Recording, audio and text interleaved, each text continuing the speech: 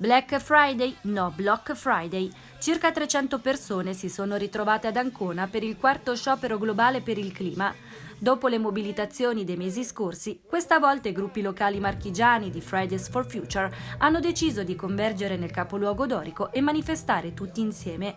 Un lungo corteo composto da studenti, giovani, adulti, associazioni e sindacati provenienti da tutta la regione si è snodato da Piazza Cavour alla Fiera della Pesca per lanciare un messaggio forte e chiaro: cambiamo il sistema, non il clima.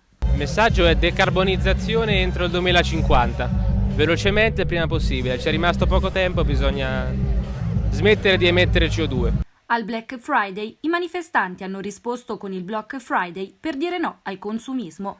Nell'ambito dei cambiamenti climatici c'è anche quello di riconvertire il sistema produttivo in un'ottica sostenibile sia a livello ambientale ma anche sociale e economico.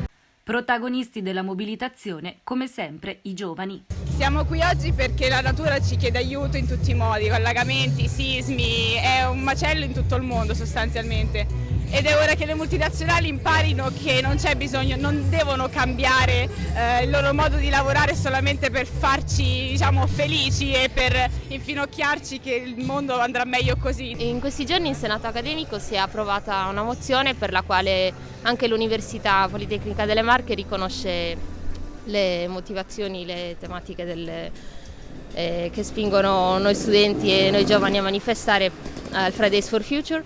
Dai giovani può partire il cambiamento, quindi? Dai giovani deve partire il cambiamento, può partire il cambiamento in quanto se non cambiamo noi che siamo la generazione futura, quindi l'avvenire, non vedo altra via d'uscita.